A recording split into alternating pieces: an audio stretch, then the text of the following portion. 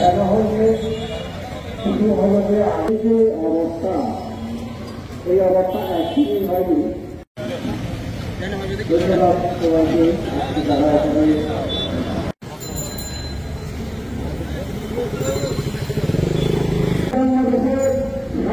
হত্যাকাণ্ডের বিচার হয়নি। আমরা দেখার মাধ্যমে তার পরিবার নিঃস্ব হয়ে গেছে, তার 2টি মাত্র এতিম হয়ে গেছে।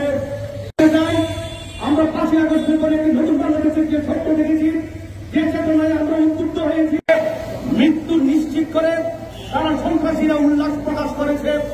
আমরা যারা গণমাধ্যম কর্মী রয়েছি, সাংবাদিকরা যারা রয়েছে, আমরা কখনোই কোন সরকারের আমলে নিরাপদ ছিলাম না।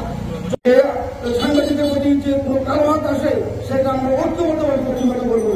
এই অপরাধ তাহলে সেই অপরাধেই তাকে